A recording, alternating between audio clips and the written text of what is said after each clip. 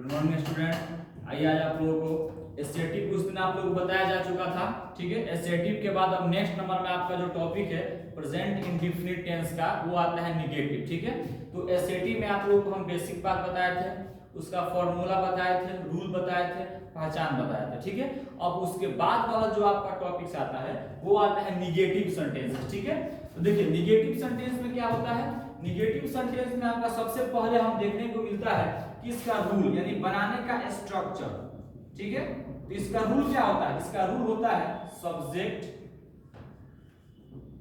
Plus do या does और plus not verb का और फर्स्ट और ऑब्जेक्ट और अदर वर्ड और लास्ट में आता है फुल स्टॉप। ये आपका होता है बनाने का स्ट्रक्चर, ठीक है। यानी कि ये आपका हो गया रूल। इसके द्वारा आप क्या कर सकते हैं, अपना कोई भी ट्रांसलेशन को बना सकते हैं, ठीक है। तो ये आपका क्या हुआ, रूल हुआ। अब समझिएगा, अब इस रूल में अगर आपको कोई कहे कि ठीक बनाई देखिए, तो इसमें दो गो वर्ड आपको नया दिख रहा है, डू और डज, ठीक है। तो इसको बनाने के लिए कुछ नियम होता है। जैसे अगर आप संग एक नोट में लिखवा दें कि आई वी यू दे, ठीक है। दे के बाद एक और होता है double names, D O U double names, ठीक है।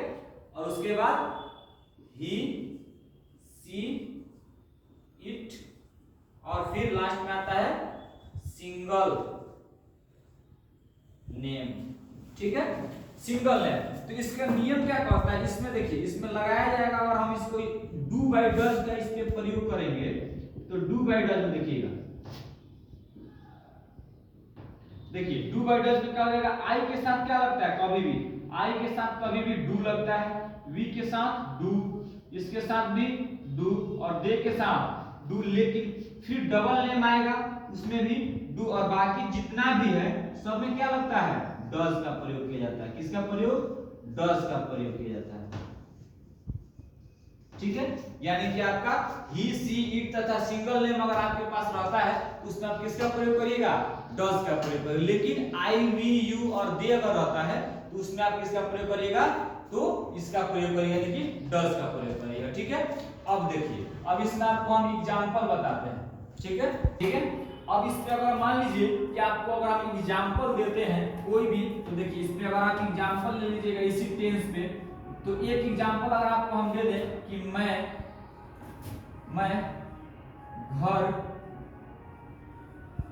नहीं जाता, मैं घर नहीं जाता हूं। आपको याद करिएगा प्रेजेंट इंडेफिनिट टेंस का हम पहचान लिखवाए थे कि जिस हिंदी वाक्य के मुख्य क्रिया के अंत में अगर ता है, ती है, तू हो अगर आता है तो उसको प्रेजेंट इंडेफिनिट टेंस का वाक्य समझते हैं। तो देखिए इसमें क्या है, ता हूं, यानी कि कौन सा टेंस हुआ, ये प्रेजेंट इंडेफिनिट का रूल हुआ, ठीक है। प्रेजेंट इंडेफिनिट का पहचान होता है कि इसमें कभी भी लास्ट में ता, ते, ती का प्रयोग किया जाता है, ठीक है। तो ये प्रेजेंट, अब इसको कैसे बनाया जाएगा, देखिए तो वाक्य का कभी भी इंट्रोगेटिव और डब्ल्यूएच, ये दो को वर्ड को छोड़ करके, दो ट्रांसलेशन को छोड़ करके बाकी एसेटिव, निगेटिव और ये आपका जो दो होता है और डब्ल्यूएच, ठीक है। इन लोगों में क्या कहते हैं, इन लोगों में जो फर्स्ट वाला जो होता है ना, इसको हम लोग क्या कहते हैं, सब्जेक्ट कहते हैं। क्या कहते हैं, सब्जेक्ट कहते हैं। और इसमें आपका ये जाना क्या हो गया, ये वर्ब हो गया। क्या हो गया, वर्ब। उस दिन भी आपको बताए थे कि जिसके भी अंत में अगर हम ना को जोड़ देते हैं तो समझिएगा वो क्या हुआ, वो वर्ब होता है। किसी भी वाक्य के अंत में अगर ना जुड़ जाएगा तो समझना है कि वो क्या है, वर्ब है। तो देखिए इसमें अगर हम जोड़ते हैं तो जाना, जाना या फिर जाता सेम होता है, तो इससे आपको पता चल जाएगा कि ये क्या हुआ आपका, ये आपका हुआ वर्ब हुआ, यानी कि अंत में क्या हम लगाए हैं, ना लगाए हैं, ठीक है। अब इसको कैसे बनाएगा, तो देखिए नियम के अनुसार आपको कैसे बनाना है, सब्जेक्ट दिया है इसमें, तो सबसे पहला काम हमको क्या करना है, तो सब्जेक्ट लिखना। तो सब्जेक्ट किसका क्या है, सब्जेक्ट किसका है, आई। मैं का इंग्लिश क्या होता है, आई। और देखिए इधर देखिए आई के साथ हम क्या लगाए हैं, आई के साथ डू लगाए हैं, तो इसमें क्या हो जाएगा, आई डू, ठीक है। यानी कि देखिए इसका भी काम खत्म, डू बाय डज का प्रयोग कर दिए, डू का। अब इसमें क्या लगाना है, नॉट का प्रयोग करना है। तो नॉट। इतना भी हो गया। नॉट क्यों लगाए बाबू? क्योंकि इसमें नहीं है, तो जब नहीं रहेगा तो नॉट लगाना है। तो आई डू नॉट। अब इसमें वर्ब लगाना है, तो वर्ब इसमें क्या है? यही ना है वर्ब आपका जाना। तो जाना क्या होता है? गो। और यह लास्ट में ये फुल स्टॉप लगा दिए। ठीक है, एक ये आपका हो गया फर्स्ट पर्सन। एक और हम एग्जांपल लेते हैं कि वह इतिहास पढ़ता है। इतिहास नहीं पढ़ते, यहाँ पे ऐड करिएगा नहीं। वह इतिहास नहीं पढ़ता। रीजन बाबू कि निगेटिव पढ़ा रहे हैं आप लोगों ने हम, तो निगेटिव का मतलब क्या होता है? इस ट्रांसलेशन में आपको नहीं होगा। ठीक है, तो अब देखिए इसको कैसे बनाइएगा। वह इतिहास नहीं पढ़ता। तो अब देखिए यहाँ पे आपका क्या हुआ? अभी आपको बताएं यहाँ पे हम कि ये सब्जेक्ट होता है फर्स्ट वाला। तो जब ये फर्स्ट वाला आपका सब्जेक्ट हो गया तो हम इसको कैसे लिखेंगे? इसका इंग्लिश क्या होता है? ही। क्या होता है? ही। और ही में लगता क्या? देखिए यहाँ पे लिखा है ना, ही में क्या लगाए हैं? डज। इसका प्रयोग किए हैं डज, यानी कि कोई भी अगर थर्ड पर्सन होगा तो यानी कि हम ही में क्या लगा देंगे? डज। He does. और उसके बाद से क्या लगाना है? नॉट लगाना है। He does not. और पढ़ना वर्ब आपका यही ना है? वर्ब क्या है? पढ़ना। तो रीड, और उसके बाद क्या पढ़ रहे हैं? हिस्ट्री।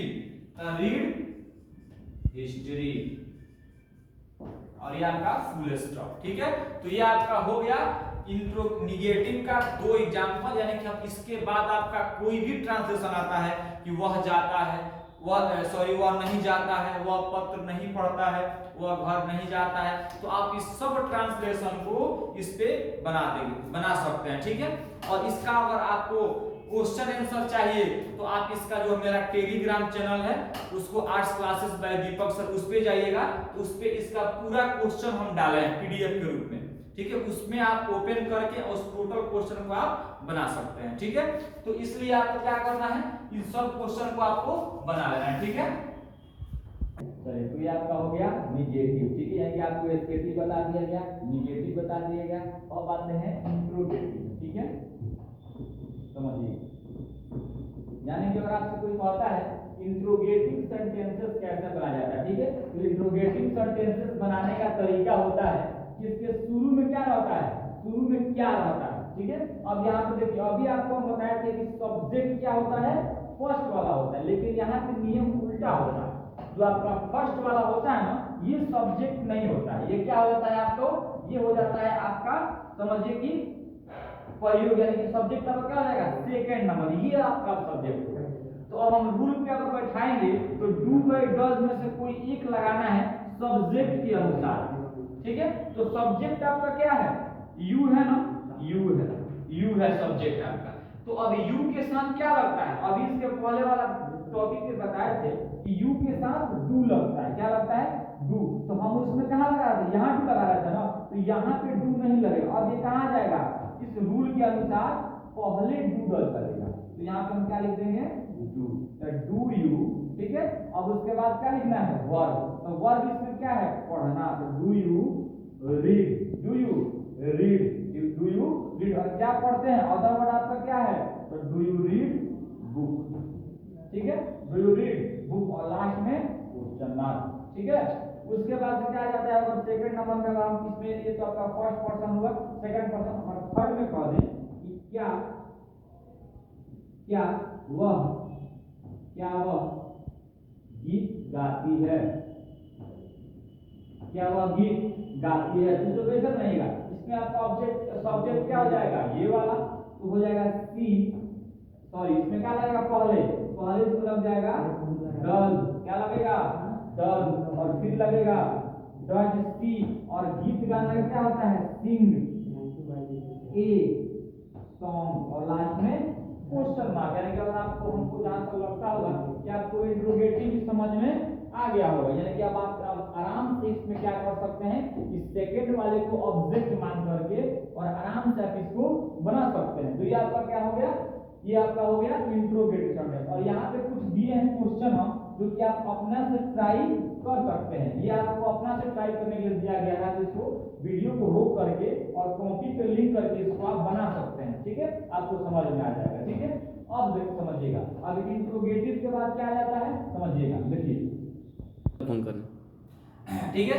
अब देखिए तो आपका अभी बताया थे असर्टिव सेंटेंसेस, निगेटिव सेंटेंसेस और आपके उसके बाद इंट्रोगेटिव सेंटेंसेस। अब देखिए इंट्रोगेटिव विद निगेटिव होता है, जो हम रूल नहीं लिखे हैं बट समझ लीजिए। और मान लीजिए कि यहाँ पे अगर ट्रांसलेशन क्या आप घर नहीं जाते हैं, ये सेम होता है, इसलिए हम आप लोगों को नहीं बताए हैं, ठीक है। ये सेम होता है, ये इंट्रोगेटिव विद निगेटिव है, इंट्रोगेटिव प्लस निगेटिव है, ठीक है। इसको आप समझ लीजिए, यहीं पे समझ लीजिएगा।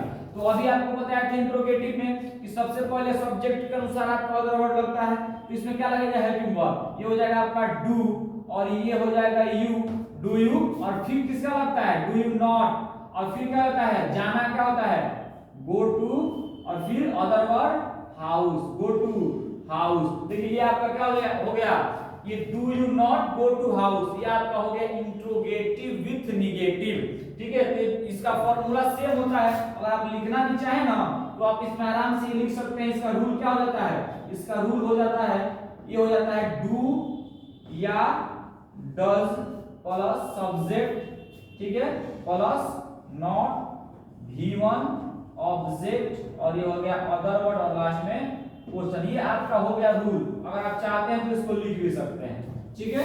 ये आपका हो गया किस चीज का रूल हो गया इंट्रोगेटिव प्लस निगेटिव का रूल हो गया, ठीक है। और इसके बाद थोड़ा सा ये मेन होता है WH वर्ड, ठीक है, इसको हम बताते हैं। देखिए WH वर्ड्स का मतलब होता है ना कि इसमें आपको प्रश्न किया जाता है, ठीक है। इंट्रोगेटिव का मतलब क्या होता है, उसमें भी हम लोग उसमें प्रश्न करते हैं। तो देखिए इसमें कुछ वर्ड होता है, जैसे कि आपका होता है व्हाट, वेयर, वाई, वेन, ठीक है, वेन और हाउ, ठीक है। इसका आपका अगर हिंदी देखा जाए तो हो जाता है क्या, फिर हो जाता है कहां, फिर हो जाता है आपका क्यों, ठीक है, फिर हो जाता है कब और फिर हो जाता है कैसे, ठीक है। और अब इस पांचों अगर वर्ड को हम अगर मिला दें एक जगह पे तो इस पांचों जगह को मिलाकर हम लोग क्या कह सकते हैं WH वर्ड्स, यानी कि इन पांचों वर्ड को अगर आप मिलाते हैं हम उसको एक भाषा में क्या कहेंगे, ये हमारा WH वर्ड्स हुआ, ठीक है। अब देखिए इसमें ट्रांसलेशन कैसे आता है वो देखिएगा। देखिए इसमें ट्रांसलेशन आता है कि एग्जांपल देखिएगा कि आप क्यों, इसको आप समझ सकते हैं आपका इंट्रोगेटिव विद निगेटिव का है, इसको रखना कोई इश्यू नहीं है, समझिए।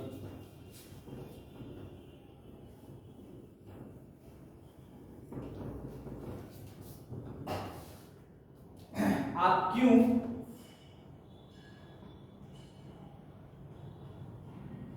पढ़ते हैं, आप क्यों पढ़ते हैं, ठीक है। इसमें क्या होगा सबसे पहले नियम कहता है, देखिए रूल क्या कह रहा है, सबसे पहले WH लगाना है, फिर डू डज लगाना है, फिर सब्जेक्ट लगाना है। तो पहले मेरा WH वर्ड इसमें क्या है, यही ना है क्यों, तो क्यों कर दीजिए, क्या लिखे हैं हम वाई लिखे हैं, यहाँ पे आपको लिख देना है वाई और फिर क्या लिखना है डू डज लिखना है, किसके अनुसार सब्जेक्ट के अनुसार। तो वाई, ठीक है, डू यू और रीड लास्ट में क्वेश्चन, ठीक है। तो ये आपका हो गया WH का ट्रांसलेशन बन गया, ठीक है। अब ये इसमें कोई और प्रॉब्लम अगर होती है आपको तो आप अपने बेझिझक इसमें कुछ कमेंट सेक्शन करिए, और अगर क्वेश्चन चाहिए तो हम आपको बताएं कहां से मिलेगा। चलिए ठीक है, इसी के साथ आपका आज का क्लास स्टॉप करते हैं, ठीक है। और इसी के साथ अगर कोई भी इसमें समस्या आपको होता है तो आप बेझिझक उसमें कमेंट में पूछ सकते हैं, और ये अगर अच्छा लगता है तो अपने अपने दोस्तों के पास इसको आप शेयर भी कर सकते हैं, ठीक है। और इसमें कोई भी प्रॉब्लम हो तो आपको बोलना है, ठीक है।